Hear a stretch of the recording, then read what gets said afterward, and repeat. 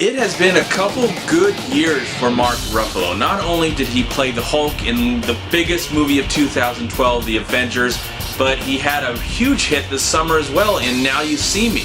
I'm just a huge fan of Mark Ruffalo and have been for a very long time. I think the first movie I ever saw him in was a film called You Can Count on Me, which I believe came out in 2000. I think that was the first movie that I ever heard about him, and maybe the world. But now he has a brand new movie where he is the star. It is an ensemble piece, but he is a star of a brand new movie called Thanks for Sharing. And he plays a sex addict. Everybody in this movie, somewhat, to some degree, plays an addict of some kind.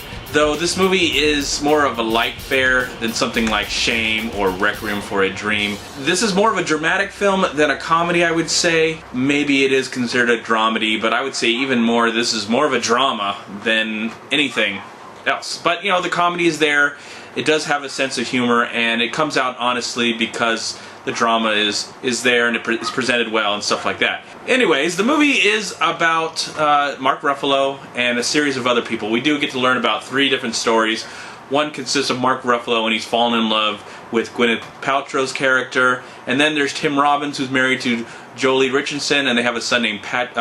Their son is played by Patrick Figget. And they're dealing with their issues and what has happened in the past. And then the third story is dealing with Josh Gad and Pink. Yes, pop star Pink. I don't think I've ever seen her in a movie. If she's been in a movie, I've never seen it. But surprisingly, she gives an effective performance in this film.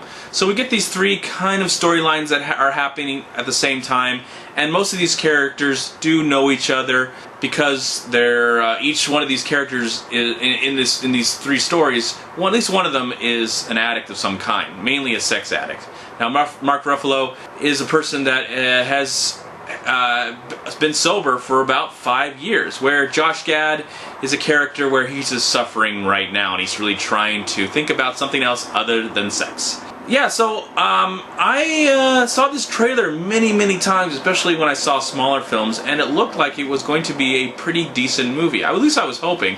I mean, the cast is just huge. Even Carol Kane. Carol Kane's in this movie as well. I don't want to forget her. But the cast is just a huge, amazing cast full of very talented people. I'm not the biggest fan of Pink, though I have nothing against her as well, but she does, I'm surprisingly, give off one of my favorite performances in this movie. Actually, I have to say, out of the 3 stories, I really like the story that happens between Josh Gad and Pink.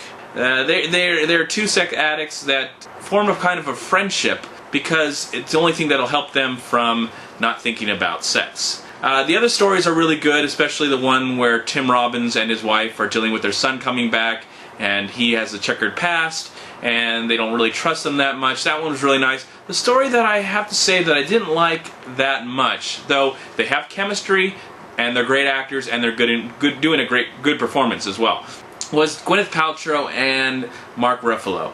I just felt like their storyline just felt really forced at times, and I felt like I knew what was coming up. I knew something, you know, I just felt like their story was pretty predictable, and I could see the screenplay on the screen. That's how I felt while watching their performance. It just didn't feel as realistic as the other stories, especially the Josh Gad and the Pink one. I felt like I connected most to what was going on there on a human level than I did with anything else going on the screen, though.